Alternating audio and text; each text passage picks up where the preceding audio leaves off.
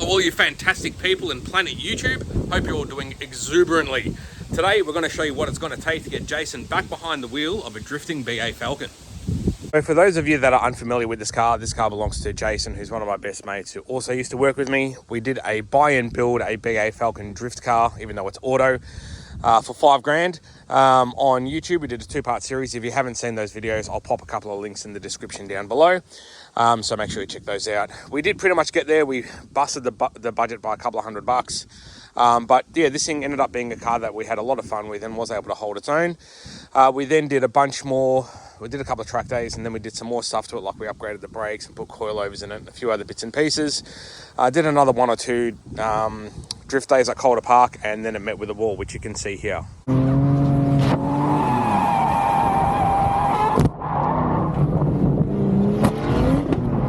So even though that doesn't look like it was that big of a hit, the thing is absolutely stuffed. So if you have a look down here, you can see it's sort of split the frame and bent the rail, and that left-hand frame rail now kicks across to the side.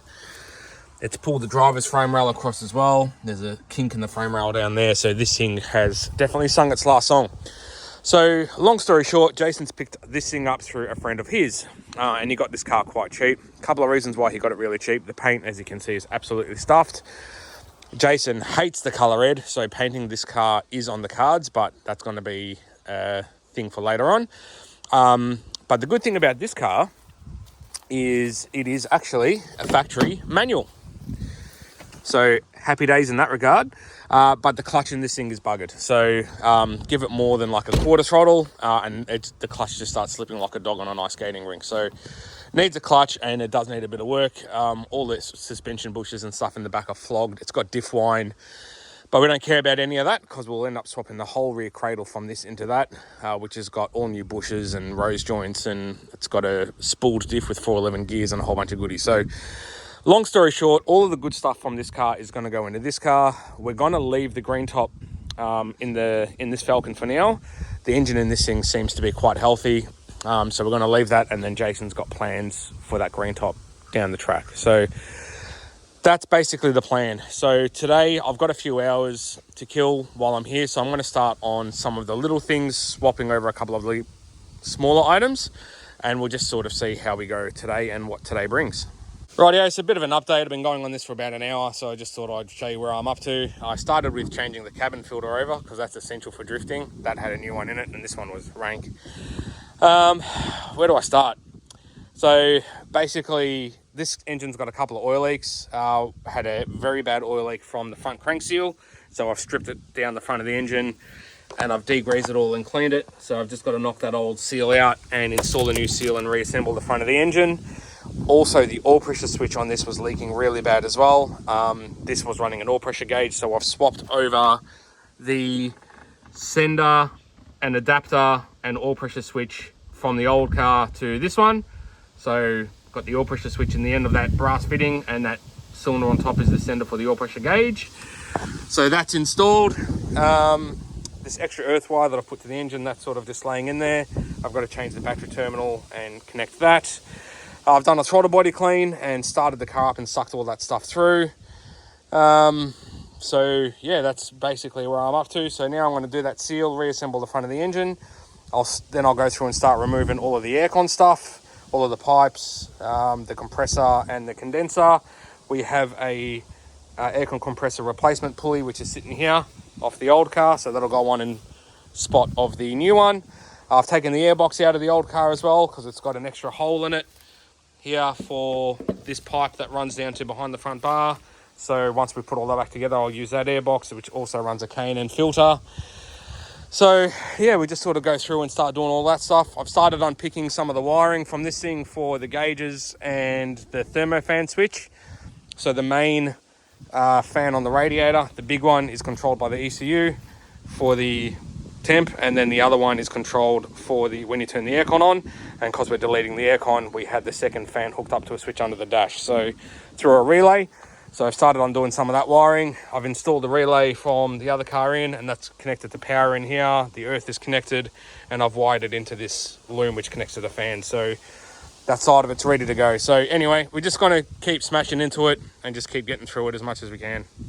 Making some more progress. So everything in front of the engine is back together. Fans are back in. I wasn't going to put the fans back in because there is an upgraded radiator coming for this, but I just thought for the sake of 2 bolts and a plug, slap them back in so the car can be moved around if need be.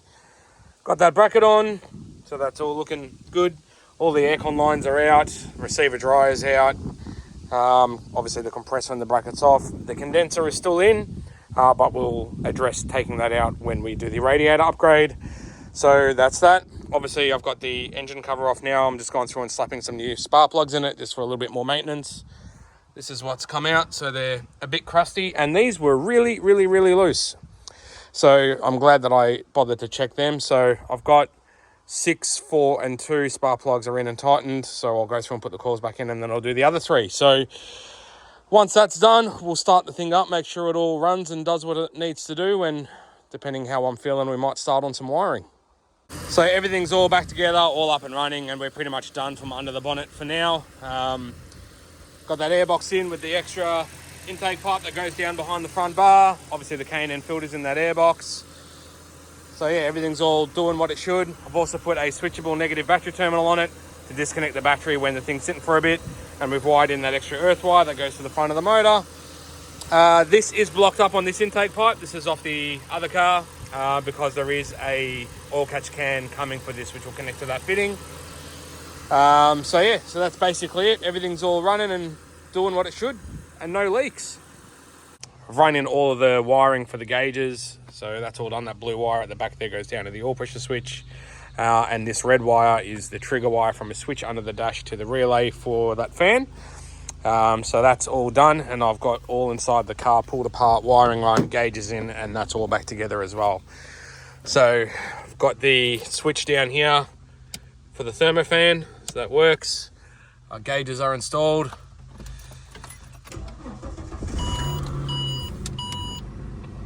And they work, volts and oil pressure, and they even light up, which is awesome.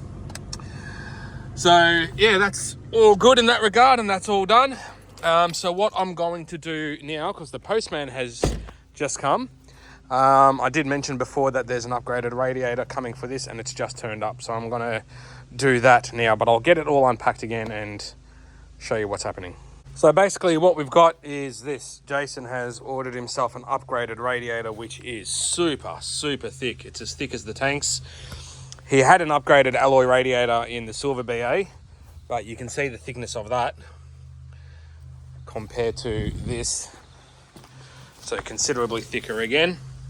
And he's also got himself a little power steering cooler. Well, it's a small transmission cooler, but we're going to use that as a power steering cooler. We did the same thing on this car, but this one is obviously seen better days.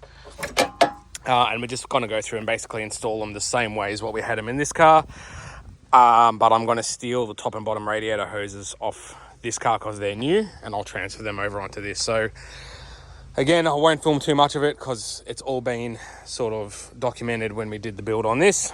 But I'll sort of just get it all pulled apart and then show you what I'm doing as I go.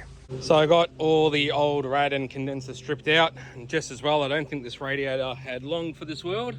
Top hose fitting is very crumbly, and there's a couple of light crack marks in the end tanks as well. So I don't think this radiator had much left. That's obviously the one that was out of this car. I've got the new bottom hose just sort of sitting in there. So now we'll go through and drop the new radiator in and start putting it all back together. And yes, I did realize that when I showed it to you before, when I took it out of the box, it was upside down. But anyway, that's okay. We'll start slapping it all together now. So as far as radiator side of things go, it's all done with the exception of filling it up with new coolant and bleeding it. But holy dooly, man, this thing is a unit of a radiator. There is not much room between the fans and the front of the engine because of how thick that core is, and it pushes the fans back. But anyway, as far as radiator goes, everything is all done. I just am going to start on the power steering cooler side of things now. but I do need to pinch a couple of lines and stuff off this car as to how we intercepted it and ran new lines and stuff. So I've put a joiner in sort of there. So I need to take those sections of lines out and stuff like that and pinch those hoses. So I'll go through and start stripping that off and getting the new cooler installed onto this and yeah, get this thing done.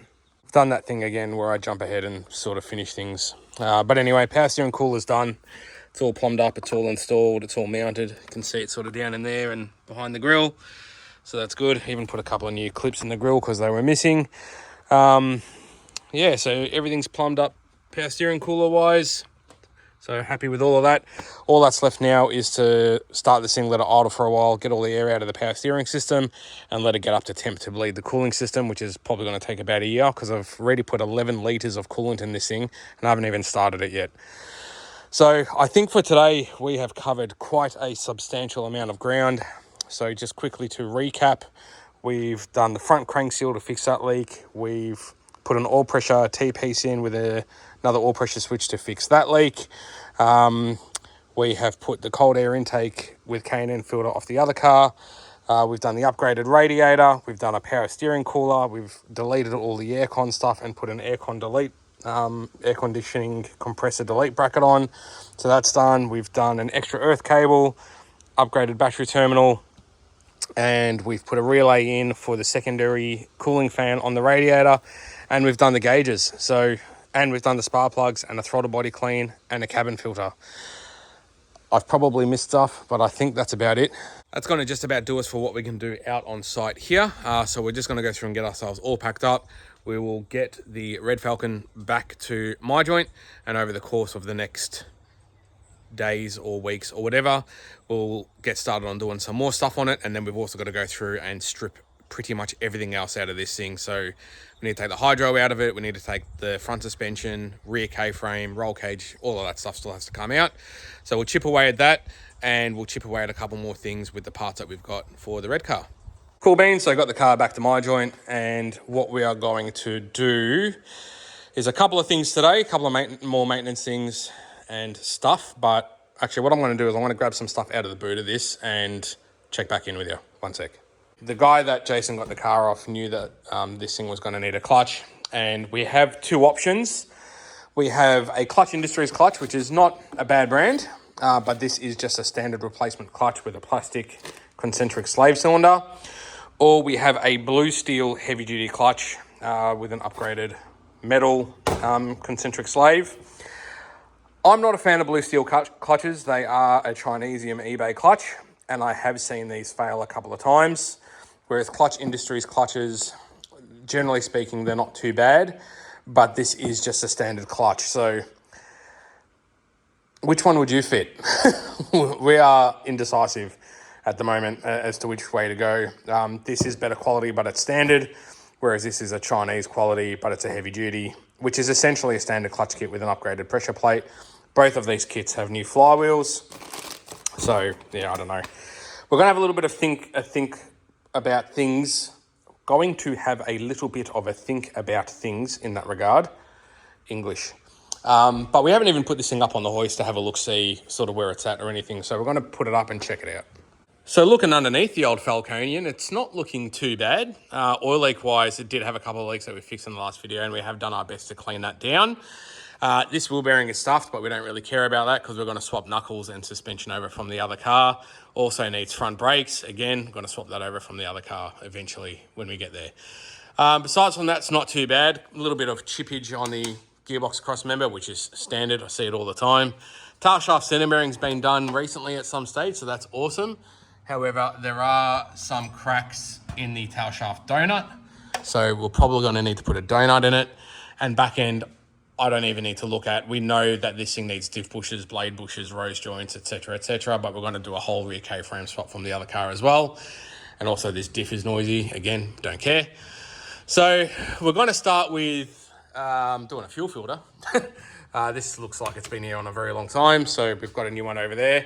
And then we'll go through and start undoing everything underneath the car. So reverse light switch, bell housing bolts and all that.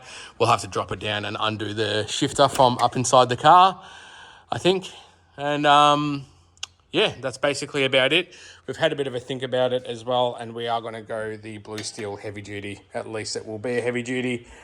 And if that fails, we can always put that in, and when that fails, we can reassess. So anyway, we're going to bang a fuel filter on it and then drop it down and start pulling it apart. So a very quick update. Got the gearbox all drained. Rank. Absolutely disgusting oil. Got the tail shaft out, and I'll put that new fuel filter on it. So now I'm going to drop it down, pull the gear knob off, and I'll get the center console trim off, get the gear knob off, and then we can lift it back up and then start smashing out bell housing bolts, starter motor, cross member, all of the fun stuff. Rightio, I've got the gear knob off and unbolted the 2 bolts that hold the shifter to the gearbox. And I've just pushed the rubber boot up around it, so that's all sitting through the floor. Now we've just got to undo the clutch line from here, so undo this fitting right here, and then we can go up and start doing everything else. Rightio guys, got the gearbox cross member unbolted. Just gearbox is being supported on the old stand. All the bell housing bolts are out, bar the 2 side ones. Top 2 on this side are a little bit tricky to get to, but long extensions do help. And yeah, look, I have heard on the grapevine that you can unbolt the gearbox from the bell housing. But I don't know, I just find it works pulling it all out as one thing. So that's what we're going to try and do. So we'll undo these last 2 bolts now and see if we can extract it from the car. Beautiful, box is out. I've given the bell housing a little bit of a clean. We'll get this concentric slave cylinder swapped over with the new one. So we've got to undo that fitting from there and then the 2 bolts to get it out. So that's nice and easy.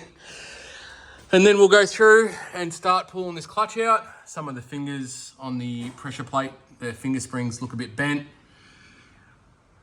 Anyways, it looks like the rear main seal is starting to leak a little bit as well, but I did grab a new rear main seal just in case. So just as well, we'll do that when we've got it all apart. So anyway, we'll just keep stripping it apart and doing our thing. Cool, got the old clutch and flywheel assembly all off. It's just sitting on the floor down here. Some hot spots on the flywheel, but the actual clutch itself still has a fair bit of meat on it. But yeah, the fingers on the pressure plate don't look great. So anyway, we've got new stuff, so we're gonna fit it. That is still really hot because we just drove the car before we pull it all apart. And that rear main seal is definitely leaking as well. So we'll get everything all cleaned down, get a new seal in it, and we'll start putting it all back together. Right, I've got the rear main seal in. Both the clutch kits did not come with a thrust bearing. This one's got a needle roller in it, which actually looks like it's pretty good. So we've just put a little bit of grease in it. So that's that. Now we can put the plate on and start assembling everything. The new thrust centric slave is in, and this had a bit of surface rust on it, so I've just cleaned it up a bit. It's one of those slotted flywheels. So that goes first, then that, then that, then that, and bolt it all together. Backing plate and flywheel on. We are pretty much all done and all back together. Gearbox is in, starters in, obviously the clutch is all together. Cross members on, reverse light switch is connected, blah, blah, blah. Everything's all done. The only thing we haven't done is fill it up with oil, which we're going to do now. So we're going to use Penrite Transgear 7580 and also a bottle of the Newlon Smooth Shift additive. Some people say you can run Dextron 3 automatic transmission oil in these. I'm not a fan of that. I like to put in them what's recommended. The only other thing we haven't done is the tail shaft. We haven't put that in yet because we do have a new donut coming to replace that cracked one, which will be here shortly. So I'm just going to go through, fill up the manual gearbox, and then once that's done, throw the tail shaft in, and then we'll move on to the last couple of jobs for today. Everything clutch related, all buttoned up. Clutch is bled. Got all new clutch fluid in it. That was like dirty diesel oil, the clutch fluid. Brake fluid's not much better, but we'll get to that eventually. And yeah, got the gearbox filled and tail shafts back in, and that is all good. So big job ticked off the list. Next thing we're going to do today is fit an oil catch can. I mentioned earlier that Jason had one on order and it did rock up a little while ago. This is it here. There's the catch can. There's a couple of fittings off his old engine. Comes with some hose. This just bolts in with one bolt in the back corner of the engine bay. So it sort of goes in like that type scenario. So this should be a pretty easy install. We're still going to keep the PCV system back here hooked up for now. So we'll just run it off that fitting, and then later on we'll figure it out. So I've got 2 fittings on here. We'll probably just block one off for now and just run 1 fitting just because. All right, let's just quickly knock that out. Catch can install is done. Had to get a little bit creative, but it's all in there.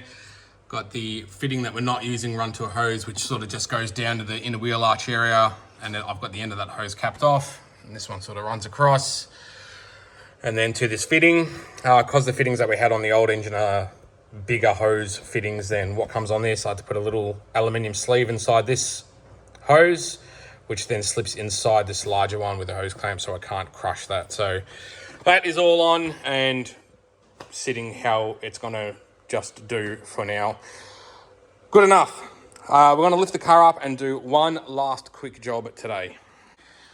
Alrighty, the last piece of the puzzle of what we're gonna do today is we're just gonna do an oil and oil filter change on the engine on this. We don't know how long it's been since it's been changed, so we're gonna do it, and it's good to have fresh stuff in it. So we've got Z9 ST filter gonna go on. I've got some Maury's oil stabilizer, and I forgot to grab it out, but I've got some 1040 Penrite semi-synthetic oil down there as well that we're gonna chuck in it.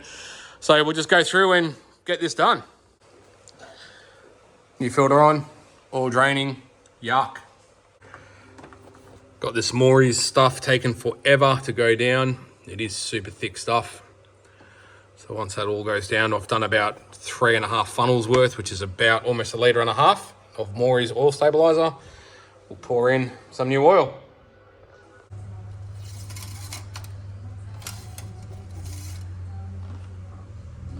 Perfect. That's going to do us for the first episode or installment or part 1, if you will, on the red BA Falcon. We've covered a whole heap of stuff on this thing. We've pretty much done a full major service with the exception of diff oil and brake fluid, which we will do as we do other mods, as well as a whole bunch of other mods and stuff of which you've just seen all of it. So Jason's going to start driving this thing to bed the clutch in. It is still registered for a bit, which is good, but since you saw the grey Falcon earlier in this episode, we haven't touched it since then. So we've still got to strip everything out of that, get all of that stuff into this car, as well as send this thing for an alignment, a few more maintenance things, a few aesthetic things. And we've only got, officially as of today, 2 weeks till we're scheduled to take this out on track and test it. So getting up against it a bit, but I'm sure we'll get there. But if you want to see if we do get there, please remember to like and subscribe and catch out the next installment on this video. Until then, take care of yourselves and each other.